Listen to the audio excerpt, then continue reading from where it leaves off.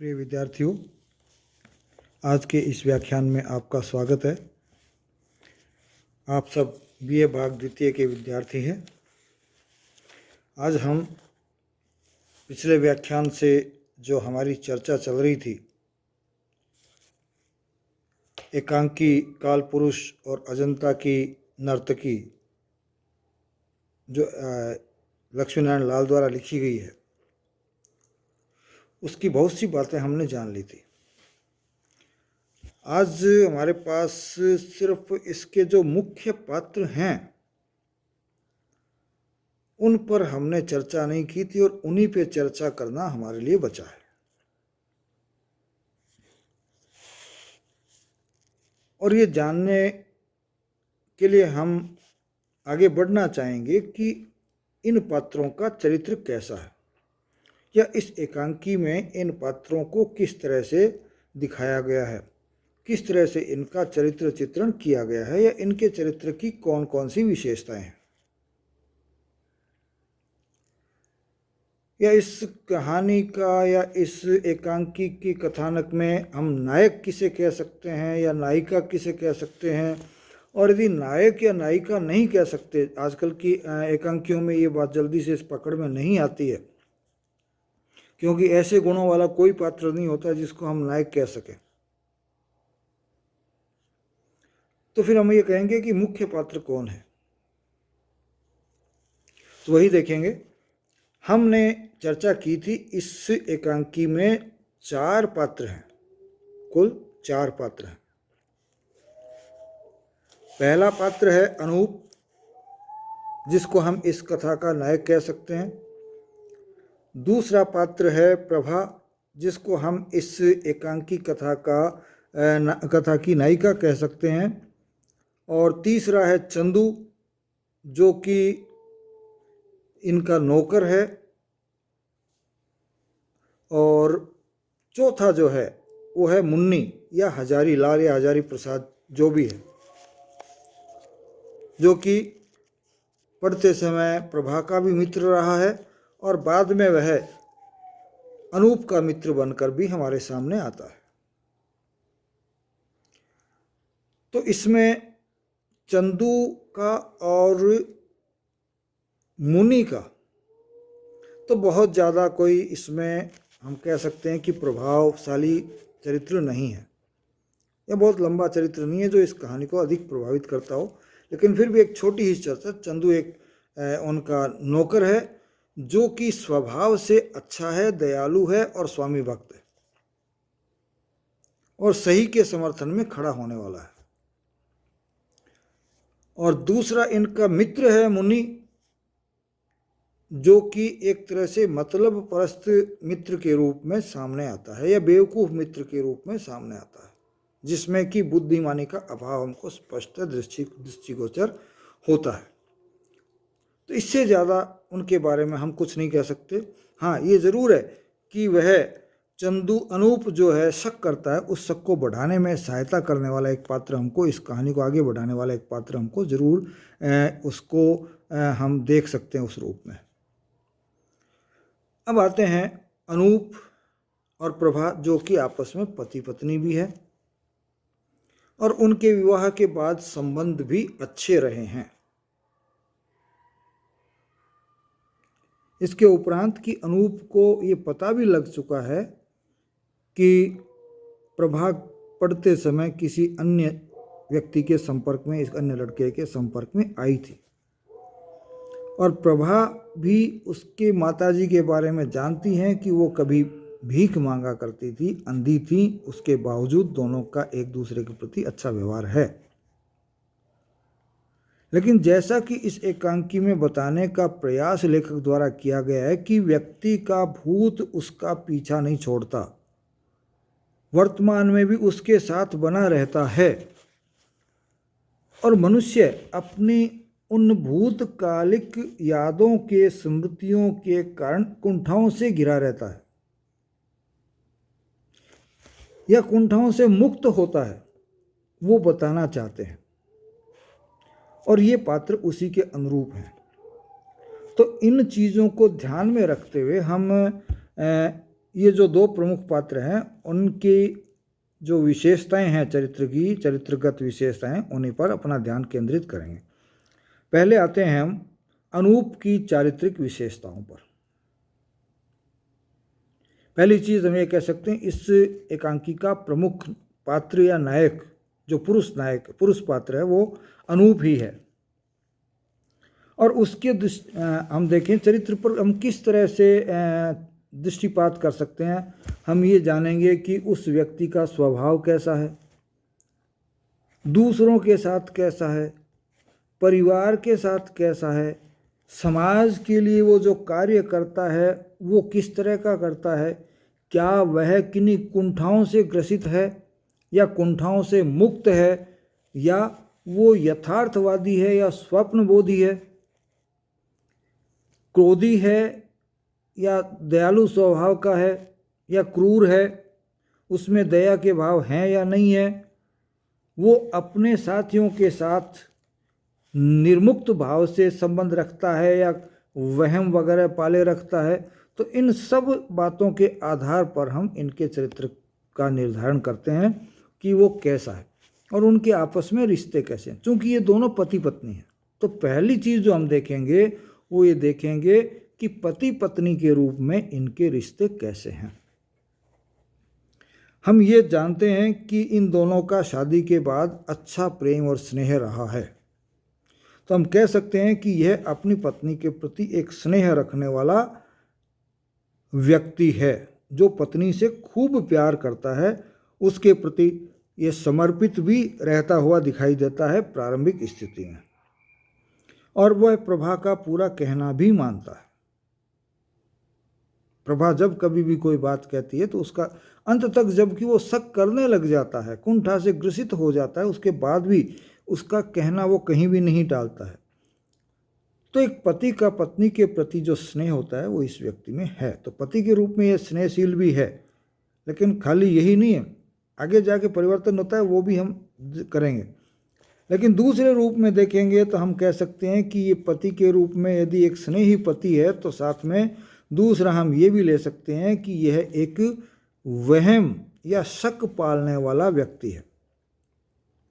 हालांकि वो पढ़ा लिखा है, इसमें कोई दो राय नहीं, हर बात को बुद्धिपूर्वक समझ करके बात को कर सकता है, लेकिन हमारे यहाँ अक्सर कहा जाता है कि वहम की दारू मौत होती है, अर्थात वहम की कोई दवा नहीं है सिवाय मौत के।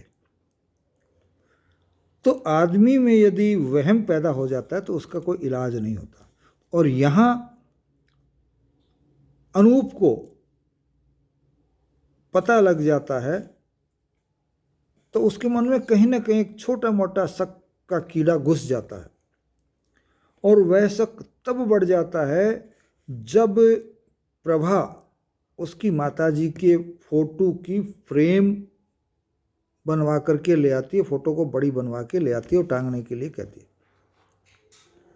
तब वह कहता है कि वह मेरे कुंठाओं को चोटिल या मेरी भावनाओं को चोटिल करने की कोशिश कर रहे हैं कि मेरी माँ पूर्व में क्या थी, जबकि प्रभा की ऐसी कोई इच्छा नहीं थी कि वो उसके मन पर चोट पहुंचाए। लेकिन शक आदमी को मारता है, और उसके कारण से उसका वो शक बढ़ गया जो कि इसके प्रभा के पूर्व सहपाठी के आपसी संबंधों के कारण था।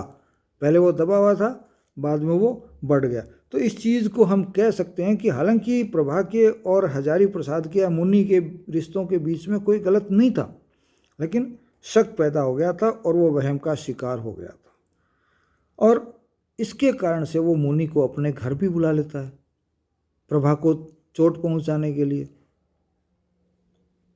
तो हम कह सकते हैं कि एक स्नेही पति होने के साथ साथ वो एक शक करने वाला पति भी इस एकांकी में सिद्ध होता है। दूसरी चीज इनसे ही जुड़ी एक होती है कि उसके मन में कुंठा है, अर्थात वो कुंठा से ग्रसित व्यक्ति भी है। उसका शादीशुदा जीवन बड़ा सुखमय गुजर रहा होता है, लेकिन वो अपनी बचपन की व्यवस्थाओं को नहीं भूलता है। अपनी बचपन में जो माताजी अंधी थी और भीख मांग करके उसका पालन पोषण करती थी, उस चीज़ को वो कभी नहीं भूल पाता।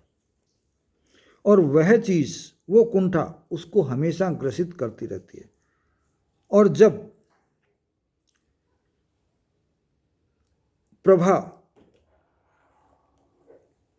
उससे कहती है कि ये फ़ोटो जो तुम्हारे बॉक्स में मिली थी या कहाँ मिली थी, और वो तुम्हारी माता जी की है, और मैं माता जी की पूजा करती हूँ, माता जी का सम्मान करती हूँ, इसलिए ये फ़ोटो मैं मंडवा करके दीवार पर लगवाऊंगी। तो वह कुंठा उसकी उभर करके आ जाती है,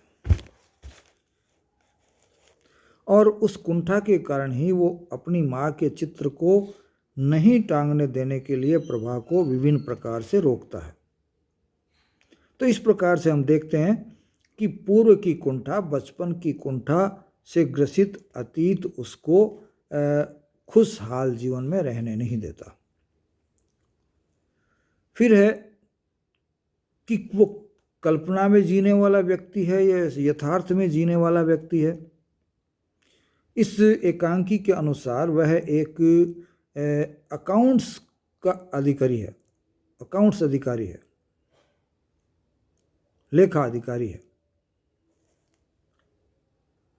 और वह इस बात को अस्वीकार भी नहीं करता कि उसको उसका अतीत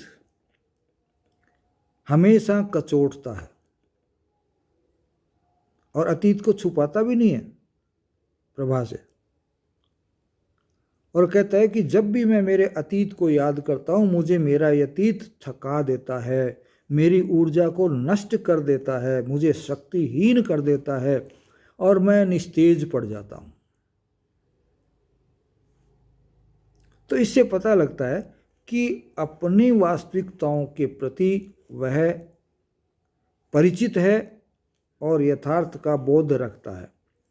तो हम कह सकते हैं कि वह अपनी माताजी जो भिखारिन थी उस बात को स्वीकार करता, उस धरातल पर रहता भी है, लेकिन फिर भी शक एक अलग चीज़ है, उसके कारण वो अलग हो जाता है, लेकिन यथार्थ से वह अपना नाता कभी भी तोड़ता नहीं है। फिर आते हैं कि क्या वह क्रोधी स्वभाव का है, क्या वह दयालु स्वभाव का है, या वह कोई क्रूरता रखने वाला व्यक्ति है। तो हम कह सकते हैं कि दया भाव भी इसमें विद्यमान है। कैसे है? जब एक भिखारी मांगने आती है और वो उसको पसंद नहीं है, फिर भी नौकर को वो सीधा ये नहीं कहता कि उसको मार के भगा दे, बल्कि ये कहता है कि वह जो मांगती है वो उसको दे दे, और उसको कह दे कि फिर दोबारा से नहीं आए। देने का तो वो इसलिए कह रहा है कि उसमें दया भाव है, और नहीं आने का कि क्योंकि वो कुंठा से ग्रसित है। तो हम जानते हैं कि उसमें दया का भाव भी हमारे इसके मन में हमेशा रहता है, जो कि भिखारिन के माध्यम से यहाँ हमसे उसका परिचय हो पाता है। तो इस तरह से हम देखते हैं कि ये 6-7 बिंदु ऐसे हैं जिसके आधार पर हम ये निर्धारित कर सकते हैं कि अनूप जो है इस एकांकी का एक मुख्य पात्र है, हम उसको नायक कह सकते हैं, और वह एक ऐसे व्यक्ति के रूप में हमारे सामने आता है जिसमें कुछ अच्छाइयाँ हैं, कुछ मजबूती है, तो कुछ कमजोरियाँ भी है, कुछ निर्बलता भी है, कुछ बुराइयाँ भी है। तो अच्छाइयों और बुराइयों के दोनों रूपों को साथ लेकर चलता हुआ एक चरित्र हमारे सामने इस एकांकी में अनूप के रूप में आता है। दूसरा आता है इस एकांकी की मुख्य नारी पात्र का, वो है प्रभा। इसी आधार पर हम प्रभा का भी चित्रण कर सकते हैं, या उसके विश्लेषण चरित्र का कर सकते हैं। जैसे हमने किया था पति कैसा है, तो ये पत्नी कैसी है। तो हम कह सकते हैं कि प्रभा एक ऐसी पत्नी है जिसका अपने पति के प्रति प्रेम बहुत अच्छा है, पति के प्रति अनुराग उसका पूरी तरह से अंत तक बना रहता है। वह छोड़ के जा रही होती है तो भी उसका वो अनुराग समाप्त नहीं होता, हालांकि वो अपने स्वाभिमान के लिए, अपने सम्मान को बचाने के लिए घर छोड़ने का निर्णय भी कर लेती है, और पति का कहना या अनुगामिनी भी है, और हर तरह से अपने पति का ख्याल रखती है, लंच तक का ख्याल रखती है, और जहाँ जहाँ जो जो आवश्यकताएं पति की है उन सब आवश्यकताओं का वह ध्यान रखती है। और यहाँ तक कि वो जब नर्तकी की मुद्रा में बनने के लिए कहता है, करने के लिए कहता है, तो उसके लिए भी वह तैयार हो जाती है। तो इससे हमको पता लगता है कि उन दोनों का आपस में अच्छा स्नेह था, अर्थात पति पत्नी के प्रति और पत्नी पति के प्रति अब एक अपना अपना अनुराग रखते रहे हैं। दूसरी जो चीज़ है इसमें वो है कि क्या वह बातों को छुपाने वाली है या अपनी बात को स्पष्ट रूप से कह देने वाली है। इस एकांकी के माध्यम से यह स्पष्ट हो जाता है कि जब अनूप अपने मित्र के रूप में हजारी लाल को घर पे बुलाता है, अर्थात मुनि को घर पे बुलाता है, जो कि असल में प्रभा का पढ़ते समय का मित्र रहा है, और अनूप प्रभा को नीचा दिखाने के लिए उसको बुलाता है, और प्रभा इस बात को समझ जाती है, तो वह अनूप को बिल्कुल स्पष्ट रूप से कह देती है कि आप यह क्यों नहीं कह देते कि मेरे आंचल में दाग है। यूं अप्रत्यक्ष रूप से उल्टी सीधी हरकतें करके मेरे सामने इस चीज़ को क्यों लाना चाहते हैं, और आप ये बताना चाहते हैं कि मैं हजारी लाल के साथ एक बार भाग गई थी, तो सीधे कहिए। ये बात छुपा करके या इस तरह से अप्रत्यक्ष रूप से कहने की आपको आवश्यकता नहीं है, और इसके लिए आपने मुझको माफ़ नहीं किया है। तो इससे पता लगता है कि वह प्रत्यक्ष कहने वाली है। और इसी तरह से उसने मुनि को भी प्रत्यक्ष कह दिया कि आप क्या करने आए हैं, किस लिए आए हैं, जबकि भारतीय नारी आमतौर पर इतना स्पष्ट अपनी बात को, अपने नज़रिए को, अपने दृष्टिकोण को, अपने मन की बात को नहीं कह पाती है। फिर है दूसरा कि अपने से बड़े लोगों के प्रति उसमें कैसा भाव है। तो देखिए, अपने पति के प्रति भी उसके मन में सम्मान का भाव रहा है, जबकि उसकी जो कुंठा है वो उसके सामने है। इसके अलावा भारतीय परंपरा का पालन करने वाली एक नारी है। किस तरह से? जब अनूप की माँ का चित्र उसको अनूप के बक्से में मिल जाता है, तो वह उसके प्रति श्रद्धा और प्रेम भाव रखती है, और उस चित्र को उस श्रद्धा और प्रेम भाव के कारण एक बढ़िया से अच्छे से फ्रेम में बनवा करके ले आती है, और उसको दीवार पर या उचित जगह पर टांग करके उसकी पूजा अर्चना करना चाहती है। जबकि उसको पता है कि वो भिखारिन थी, लेकिन उसके मन में श्रद्धा का भाव क्यों है? क्योंकि वह अनूप की माताजी हैं, और एक ऐसी महिला है जिसने कि इतने कष्ट उठा करके भी अनूप का पालन पोषण अच्छे ढंग से किया। तो हम कह सकते हैं कि श्रद्धा और सम्मान प्रभा के मन में हमेशा विद्यमान रहते हैं। फिर माँ का महत्व समझने वाली भी हम कह सकते हैं, एक अलग इसको बिंदु बनाएं तो। अब यहाँ मैंने जो ऊपर बात बताई है उसी को यहाँ दोहराया जा सकता है, या थोड़ा सा अंतर करके हम कह सकते हैं कि चित्र लगा करके पूजने के जो भाव हैं मन में, वो एक माँ होने के नाते है, चाहे वो भिखारिन ही क्यों न हो। तो इस तरह से हम देखते हैं कि जो उसके प्रति भाव है, माँ के प्रति श्रद्धा का, वो क्यों है? एक माँ होने के नाते, एक अच्छा पालन पोषण करने के नाते, जो उसने कितने कष्ट पा करके उसको अनूप को बनाया है, पढ़ाया है, लिखाया है। तो इससे ये पता लगता है कि वह चूँकि खुद स्वयं एक महिला है, तो एक महिला के महत्व को समझती है, और महिला के महत्व को भी किस रूप में समझती है? एक माँ के महत्व को समझती है कि माँ क्या होती है। तो माँ क्या होती है इस चीज़ को वह समझती है, और ये इस तरह का हम कह सकते हैं कि एक विशेष गुण उसके भीतर है जो कि माँ का सम्मान करता है। अब है, जब इस तरह के भाव किसी व्यक्ति के मन में होते हैं, तो निश्चित रूप से उस व्यक्ति का मन पवित्र होता है। तो यहाँ प्रभा का मन भी पवित्र है, उसमें कहीं किसी भी प्रकार की कोई खोट नहीं है, दुराव छिपाव नहीं है, छल नहीं है, कपट नहीं है। और हजारी लाल को जो है वो साफ साफ बता देती है उस पत्र के बारे में जो कि हजारी लाल का आया था, अपने पति को स्पष्ट बता देती है कि उसका पत्र है और उसकी बेवकूफ़ियों पर मैं हंस रही हूँ। और 3 दिन तक मैं अपने बुआ के घर उसके साथ रही थी, उसकी बुआ के घर उसके साथ रही थी, ये भी स्पष्ट बता देती है। तो उसने शादी करते समय भी उससे कुछ छुपाया नहीं, जो थी हकीकत, जो वास्तविकता थी वो उसने छुपाई नहीं बल्कि स्पष्ट रूप से उसको बता दी। तो हम कह सकते हैं कि वह छुपा सकती थी उस बात को जो चिट्ठी में मुनि ने या हजारी लाल ने लिखी थी, लेकिन उसने नहीं छुपाया। क्यों? क्योंकि उसका मन दुराव छुपाव नहीं रखता और वह मन पूरी तरह से पवित्र है। अब आते हैं कि नारी के स्वभाव में अक्सर ये कहता है कि नारी दबी हुई रहती है, वह अपना स्वाभिमान भूल चुकी है, उसमें साहस नाम की चीज़ नहीं होती। लेकिन प्रभाव में ऐसे जो नारी के दुर्गुण कह सकता हूँ मैं नहीं है, बल्कि वह एक स्वाभिमानी और साहसी नारी है जो अपने सम्मान का ध्यान खुद रखती है।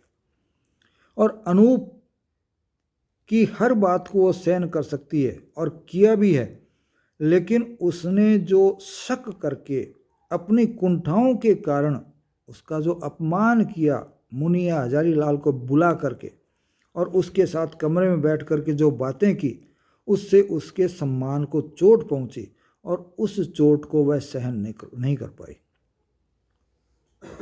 और मुनि के जाने के बाद, हजारी लाल के जाने के बाद वह उस घर को छोड़ने का निर्णय भी कर लेती है, उसके साथ बातचीत करती है और कहती है कि आपने मेरे सम्मान को चोट पहुंचाई है, स्पष्ट कहती है, इसलिए मैं इस घर को छोड़ूंगी। और साहसी का जहाँ तक सवाल है, साहस तो वो रखती है, क्योंकि मुनि जब वापस आ जाता है ट्रेन नहीं मिलने के कारण, रेल नहीं मिलने के कारण, तो वह उस पर पिस्तौल तक तान देती है। तो ये उसके साहस की एक कहानी भी है। तो हम कह सकते हैं कि प्रभा का चरित्र इन गुणों के कारण एक भारतीय नारी जो कि साहसी भी है, अपने सम्मान की रक्षा करने वाली भी है, जो परिवार का पालन करने वाली भी है, अपने से बड़ों का सम्मान करने वाली है, छोटों से प्यार करने वाली है, और जो उसके परिवार को, उसके स्वयं के लोगों को नुकसान पहुंचाए तो उसके खिलाफ दृढ़ता से खड़ी होने वाली भी है। एक ऐसी नारी का स्वरूप हमारे सामने उभर करके आता है। तो इस तरह से हम कह सकते हैं कि ये 2 प्रमुख पात्र हैं और उनके चरित्र की विशेषताएं ये हैं जो हमने ऊपर अभिव्यक्त की है। और इसी के साथ आज के इस हमारे संवाद की मैं यहीं पर जो है समापन की कोशिश करता हूँ, और मैं चाहूँगा कि आप इसको प्रश्न बना करके उसका उत्तर लिखने की स्वयं कोशिश करें। इसी के साथ धन्यवाद। जय हिंद।